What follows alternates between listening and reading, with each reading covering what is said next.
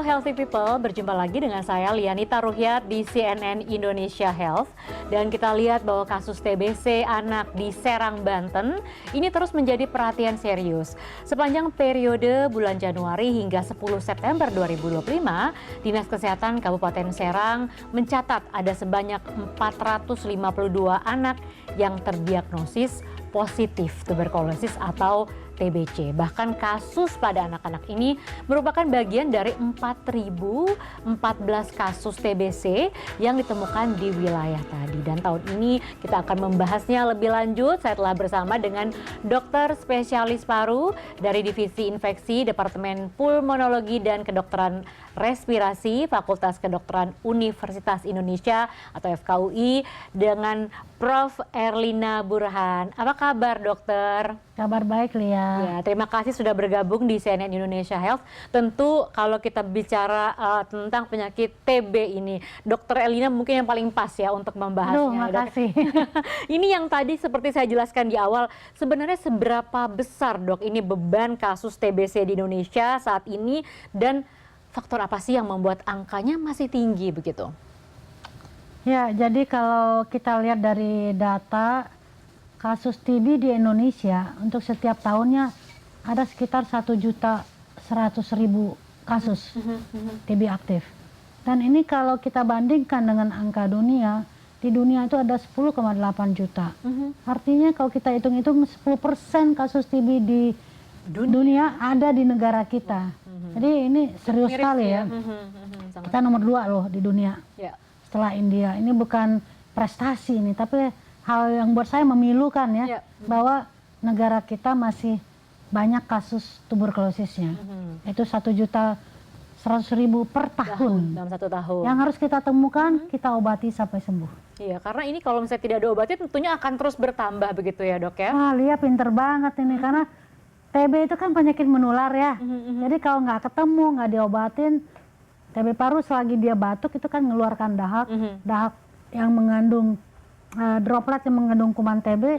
Kumannya itu ukurannya sangat-sangat kecil, nggak terlihat oleh mata, melayang-layang di udara, itu bisa terhirup oleh orang di sekitarnya. Oleh sebab itu kita harus menemukan kasus TB dan mengobati. Dan ingat, TB itu, tuberkulosis itu penyakit memang menular, tetapi bisa disembuhkan. Ya. Bahkan bisa dicegah loh. Bahkan bisa dicegah. Betul. Ada tadi vaksin-vaksin juga ya dok ya. Tapi kita bicara soal tadi pertanyaan saya, kenapa angkanya masih tinggi dibandingkan negara lain dok di Indonesia ini? Karena penularan terus terjadi. Jadi kita tidak terlalu berhasil memutus rantai penularan. Kenapa? Karena seperti yang saya katakan, kasusnya harusnya ditemukan 1.100.000, tapi yang ketemu katakanlah 800.000. 300.000 berkeliaran di sana. Dan berkembang lagi. Dan menularkan ke lingkungan sekitarnya. Dan itu pun dari 800.000 yang didiagnosis dan ditemukan, mungkin di atas 80% selesai pengobatan sembuh, tapi ada 15%-an sampai 15% lah katakan yang tidak sembuh. Dan ini pun ada 2 kemungkinan, tetap TB dan menularkan kepada orang sekitarnya, atau menjadi TB yang lebih parah, lebih berat, yaitu TB yang resisten dengan obat. Oh, kalau resisten dengan obat artinya tidak bisa diobati lagi kah atau masih ada harapan dok? Oke, resisten itu artinya kebal ya. Jadi TB yang resisten dengan obat ini adalah kasus-kasus TB yang tidak lagi bisa diobati dengan obat yang biasa, karena kumannya sudah kebal dengan obat tersebut.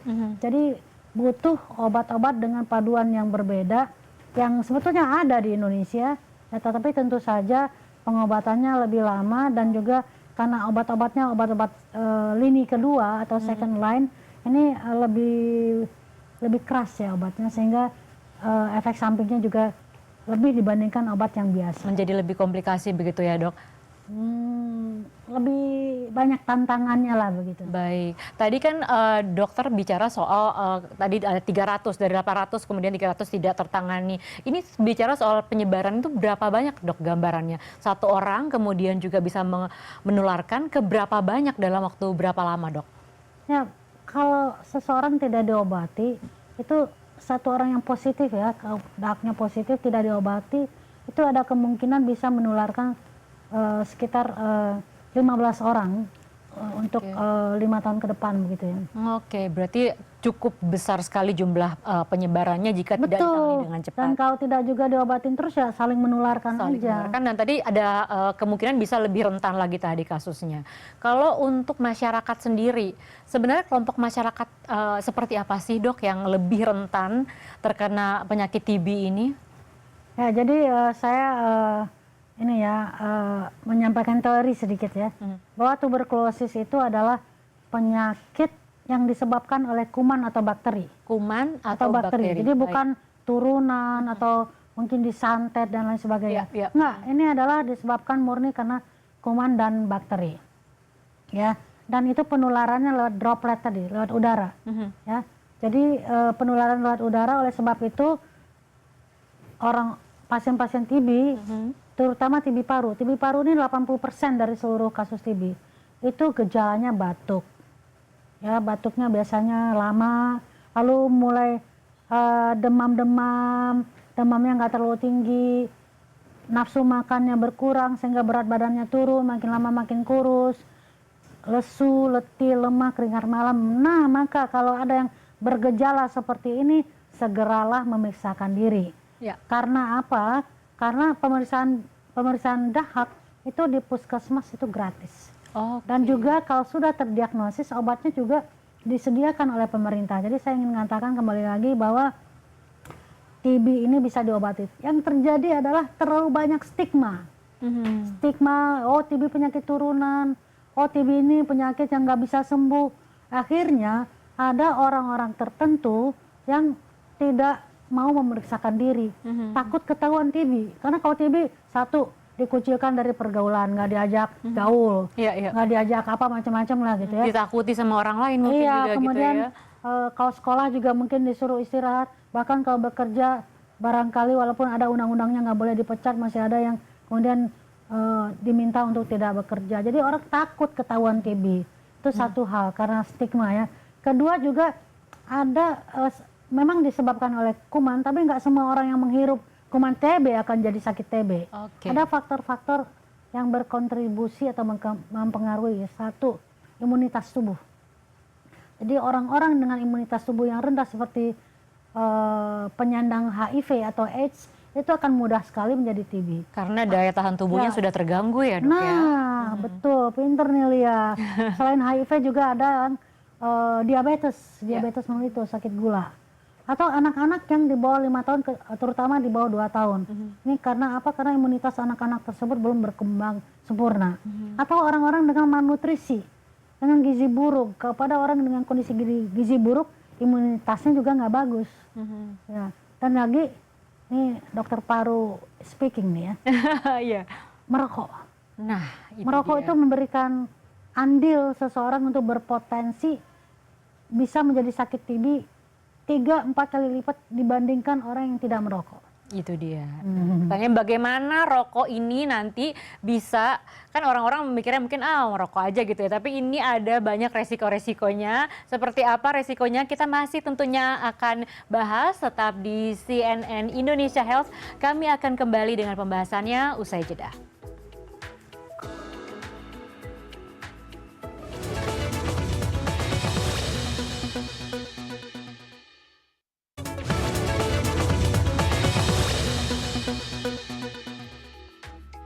Anda masih menyaksikan CNN Indonesia Health dan saya masih bersama dengan dokter spesialis paru, ada Prof. Erlina di sini. Tadi kita sudah bahas banyak sekali mengenai gejala-gejalanya, kelompok-kelompok yang rentan. Nah, tapi dok, berbicara soal penyakit tuberkulosis ini banyak sekali mitos dan fakta yang beredar di masyarakat. Ini mungkin yang bikin salah kaprah. Ada yang benar, ada yang salah. Kita langsung tanya ke ahlinya. Ada mitos-mitos dan fakta-fakta yang beredar nih dok. Kita bahas satu persatu ya dok ya. Coba kita tampilkan yang pertama. Nah ini dia dok. Mitos atau fakta Prof. Erlina, TB atau tuberkulosis hanya menyerang paru-paru saja? Enggak benar. Ini mitos ya, yang benar seperti apa? Jadi TB itu memang sebagian besar kira-kira 80% memang menyerang paru. Karena kan dihirup kan, jadi Dari banyaknya di udara ya. paru. Tapi sebagian kecil yaitu 15-20% itu bisa menyerang semua organ tubuh. Oke. Jadi mungkin pernah dengar TB otak, meningitis TB, Oke. ada TB usus, ada TB tulang. Itu sama berbahayanya atau tidak? Sama, bahkan justru yang ekstra paru ini atau yang di luar paru ini pengobatannya lebih panjang, lebih lama. Kalau TB paru saja cukup 6 bulan. Tapi kalau TB tulang, TB usus bahkan lebih dari 1 tahun pengobatannya. Oke, berarti dari otak. Tergantung juga komplikasi yang terjadi. Berarti dari otak, usus, tulang, kulit ada mata, semua. ada semua. Bisa menyerang dengan virus atau bakteri yang sama tadi, tapi menyerang Virus organ. ya, bukan. Virus maksudnya? Bukan virus ya, Maksudnya bakteri Ya. atau kuman tadi ya, yang menyerang bagian lainnya menjadi TB tapi bukan di paru-paru. Oke, itu tadi berarti ini hanya mitos karena banyak yang lain yang bisa diserang organ-organnya. Baik, selanjutnya ini mitos atau fakta Prof, TB kebanyakan menyerang masyarakat kelas menengah ke bawah. Oh, jangan dong ngomong gitu. Mitos ya. Mitos ini. Yang berisiko adalah orang yang imunitasnya rendah. Emang orang DM kelas menengah ke bawah. Ya. Banyak orang kaya kan karena banyak makan karbo dan lain sebagainya. DM itu diabetes mellitus Diabetes ya. mellitus, sakit gula, sakit gula. Nah, nggak benar ini TB itu bisa menyerang semua kalangan masyarakat karena kumannya beredar di udara. Yang bernafas siapa? Apakah hanya kelas menengah ke bawah? Sementara orang kelas menengah atas nggak nafas, nggak kan? Jadi selagi bernafas, risiko untuk tetap ada. menghirup kuman TB itu ada. Baik, kita lanjutkan mitos atau fakta selanjutnya, Prof. Ini dia, mitos atau fakta tuberkulosis tidak dapat disembuhkan. Duh, nyebelin banget ini fakta ini, yang nggak bener ini. Ini mitos ya? Mitos, TB itu dapat disembuhkan, bahkan bisa dicegah. Kalau Anda terdiagnosis TB, makan obat, sekarang masih 6 bulan Anda bisa sembuh. Nanti kita akan bahas lebih lanjut soal bagaimana menyembuhkan. Ini yang terakhir, mitos atau fakta, Prof. Nah, ini dia, orang yang sudah dapat vaksin BCG ya, untuk vaksinnya tidak akan kena TB atau tuberkulosis. Ini saya harus menjawabnya hati-hati nih ya. Ini bukan mitos tapi juga bukan fakta. Jadi tapi ada misalkan anak-anak yang mendapatkan vaksin BCG, ini mereka terproteksi dari TB paru, tapi tidak ekstra paru. Oke, untuk organ-organ lainnya ya. Jadi bisa mencegah TB yang berat. Yang ekstra paru tadi kan berat, seperti TB otak, TB usus, TB tulang, dan lain-lain. Tetapi walaupun dia bisa melindungi anak dari TB paru, tapi waktu proteksinya juga nggak lama. Jadi bisa mungkin 10-15 tahun. Tapi pada saat remaja dan dewasa, proteksi dari vaksin BCG ini sudah menurun, bahkan mungkin sudah tidak ada. Harus diulang lagi atau bagaimana? Nah, kita tidak menganut booster untuk TB. Tapi saat ini sedang banyak diteliti bahwa akan ada vaksin TB untuk remaja dan dewasa. Ada sekitar 16 kandidat vaksin dan satu kandidat vaksinnya diteliti di Indonesia. Artinya Prof, ini vaksinnya untuk memproteksi, tapi walaupun kemudian akan menurun 10-15 tahun ke depan. Nah, kita bahas ketika ada yang orang, keluarga atau teman yang kena tuberkulosis ini. Pengobatannya sebenarnya seperti apa sih, Prof? Oke, sebelum masuk pengobatan saya mau menambahkan tadi ya. Jadi cakupan vaksinasi BCG di Indonesia itu bagus banget. 80% bahkan pernah 90% semua bayi kita divaksin BCG. Tapi buktinya apa?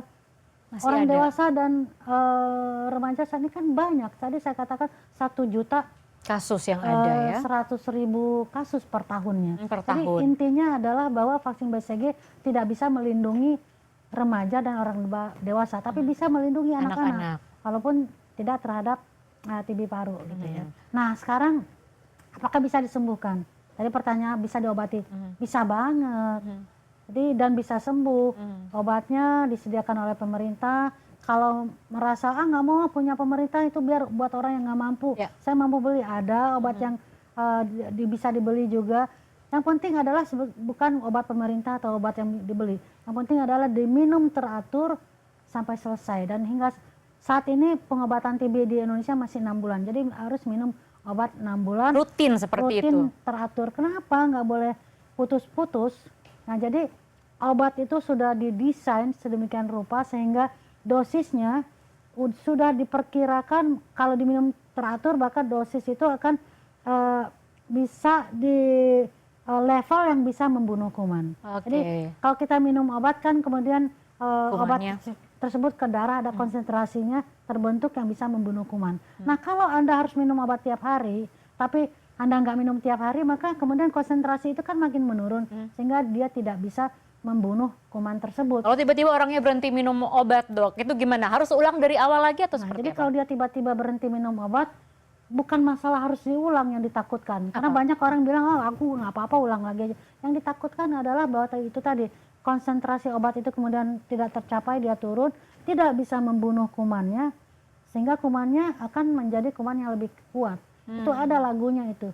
What doesn't kill you will make you stronger. Nah, jadi itu berlaku buat si kuman. Kalau dia tidak terbunuh, karena konsentrasi obat itu udah nggak ada lagi, dia akan kembali menjadi kuman hidup lagi, bukan hidup lagi, bangkit lagi menjadi kuman yang lebih kuat, yaitu dengan cara bermutasi.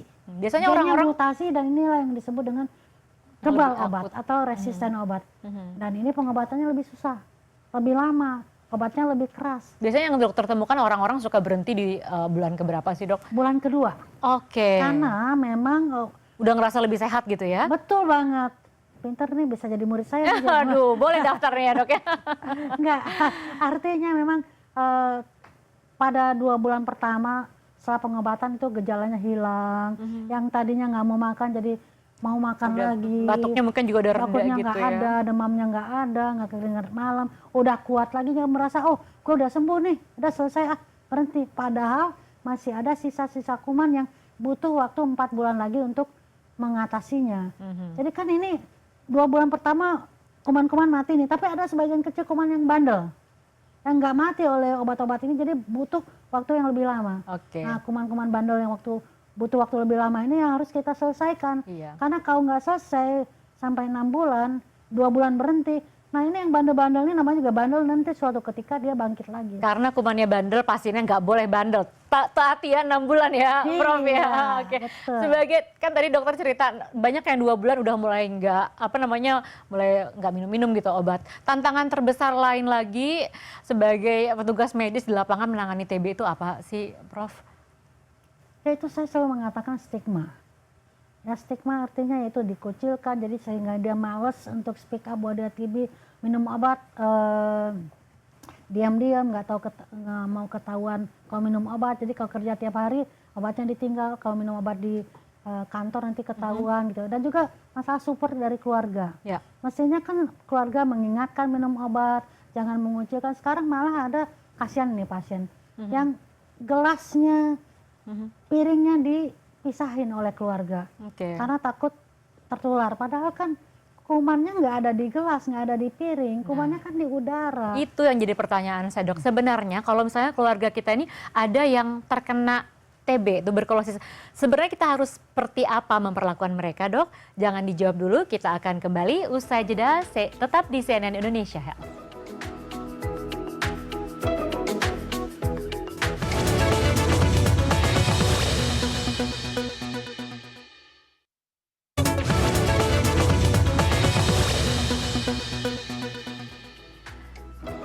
Anda masih di CNN Indonesia Health dan saya masih bersama dengan Prof. Erlina Burhan. Kita masih bahas soal penyakit tuberkulosis. Tadi kalau misalnya kita kepotong di penanganan support keluarga, pasien tadi ya, benar, support keluarga. Kalau misalnya ada teman, ada orang tua, mungkin anak atau siapa yang terkena TBC, orang-orang terdekat kita, seharusnya mereka ini diperlakukannya seperti apa, Dok? Kalau COVID kemarin kita taunya kan ada yang kena COVID harus dimasukin ke ruangan, diisolasi sampai sekian hari. Kemudian kalau makan, makanannya sendiri, piringnya sendiri, nanti dicuci sendiri gitu. Nah kalau punya kerabat dengan tuberkulosis ini seperti apa penanganannya? Ya, jadi kalau ada keluarga kita atau kerabat kita atau teman kita yang kebetulan terdiagnosis tuberkulosis, yang pertama adalah bahwa kasih sayang kita nggak boleh berubah. Kita harus lebih sayang, lebih perhatian dan memberikan support kepada yang bersangkutan supaya minum obat teratur, rutin sampai selesai, sampai sembuh. Karena itu tadi kata kuncinya bahwa TB itu bisa disembuhkan. Oke. Bagaimana supportnya? Itu tadi mengingatkan minum obat, ya, dan juga jangan mendiskriminasikan seperti ada kasus-kasus yang piring gelasnya dipisahkan begitu ya. Ya, harus tetap kita support. Kontaknya seperti apa yang aman, Dan Dok? mungkin- Agar tidak menulari yang lain Oke, begitu. jadi kalau TB paru kan batuk. Nah, pada saat dia batuk itulah dia dengan dropletnya itu ikut mengeluarkan kuman. Jadi oleh sebab itu yang pasien juga harus mau untuk memakai masker. Dan keluarga tugasnya adalah mengingatkan untuk pakai masker. Karena kalau pakai masker, batuk, nah itu droplet dan kuman itu menempelnya di masker. Jadi nggak sampai ke udara. Jadi aman kita. Oke. Jadi kuncinya adalah Artinya pakai masker. tinggal di rumah yang sama akan tetap aman, kemudian Aman banget. bekerja dengan orang yang TB asal dia menggunakan masker juga aman. Ya, Penggunaan apalagi alat makan bersama juga aman. nggak apa-apa, nggak ada kumannya di piring atau di gelas ya. Dan satu lagi bahwa kita juga harus menyemangati mereka. Karena orang yang kena TB itu suka stres. Kok saya kena TB, ada rasa malu. Nah itu harus kita buat mereka supaya tetap pede, tetap ada confidence-nya. Ya, karena mereka sama aja kok dengan yang lain. Kenapa kalau seseorang sakit diabetes kita nggak ngapa-ngapain, atau bahkan sakit flu juga menular kan? Kenapa nggak diskriminasi? Yeah. Jadi untuk TB jangan diskriminasi, tapi diberikan support, diberi motivasi, dan Diingatkan untuk obat diingatkan tadi ya. untuk minum obat, dan diingatkan untuk pakai masker. Karena kadang-kadang juga lupa. Kalau ya untuk pasien. berbicara seperti gini harus pakai masker atau enggak sih, Dok? Kalau dia masih batuk harusnya pakai ya. masker. Oke. Tapi kalau 2 bulan biasanya udah nggak ada batuk tuh, jadi udah bebas lepas masker. Oke. Apalagi kalau periksa dahak hasilnya negatif, itu aman banget. Tapi artinya support untuk minum obat itu karena obat itu yang paling penting, apalagi selama 6 bulan ke depan itu kan bukan waktu yang sebentar ya, Dok ya. Ada pasien saya 2 minggu setelah minum obat dia periksa dahak negatif, lalu nanya boleh nggak masker dilepas, boleh, karena Anda udah nggak ada kumannya. Artinya tadi penanganan batuknya terlebih Ya, dahulu. sama itu satu lagi, gizinya dijaga ya, Oke, agar tadi daya tahan tubuh tadi. meningkat, betul. Tapi kalau untuk pemerintah sendiri, Dok, untuk saat ini menangani kasus tuberkulosis atau TB ini seperti apa? Apakah masih on track sampai nanti menuju visi 2030 akan bebas TB begitu? Jadi oleh sebab itu penanganan TB ini jangan diserahkan sepenuhnya kepada Kementerian Kesehatan atau orang-orang medis seperti kami ini, tapi harus kolaborasi dengan orang non medis juga, terutama satu Pemda setempat, karena masyarakat itu kan di bawahnya Pemda ya. Pemda harus memastikan, menjamin bahwa satu lingkungan sehat, kemudian kalau ada penduduknya yang terindikasi TB itu dipastikan mendapatkan pengobatan. Kalau ada yang lalai berobat juga dibantu untuk kembali berobat begitu ya. Dan juga para ahli kesehatan masyarakat, para influencer untuk mengedukasi. Pokoknya kita semua punya peran lah untuk bisa membantu pemerintah kita untuk penanggulangan TB ini. Oke, sehingga nantinya di tahun 2030 tadi misinya untuk bebas dari. Iya, memang kan ada target dunia ya untuk mengurangi TB di tahun 2030 sebanyak 90% kematian turun, kemudian 80% kasus baru. Jadi bukan nol sama sekali. Kalau nol mungkin diharapkan setelah tahun 2050. Satu pertanyaan terakhir, Dok, ini mungkin pesan dari Prof. Erlina kepada masyarakat, bagaimana agar masyarakat ini tidak menjadi tadi tabu untuk mau berobat, kemudian juga tidak takut ke dokter untuk mengecek apakah dia terkena TB atau tidak. Satu pesan terakhir, Dok. Oke, pertama TB itu bisa disembuhkan ya, saya udah ulang-ulang. Oleh sebab itu, kalau Anda atau teman Anda atau keluarga Anda bergejala seperti ini, ada batuk yang mungkin lebih dari 2 minggu, atau pokoknya batuk yang lama lah begitu ya. Kemudian juga ada demam-demam yang tidak terlalu tinggi, kadang-kadang hilang sendiri. Kemudian juga merasa mudah lelah, staminanya turun, kurang fit, apalagi kalau juga disertai dengan nafsu makan yang menurun, sehingga berat badan Anda juga turun, semakin kurus, juga ada keringat malam, maka kemungkinan itu adalah gejala TB, sehingga Anda harus segera memeriksakan diri, dan kalau memang terbukti TB, harus cepat-cepat minum obat, jangan ditunda-tunda. Karena TB itu bisa sembuh, dan bahkan obatnya gratis loh, kalau di puskesmas atau di rumah sakit pemerintah yang punya program TB.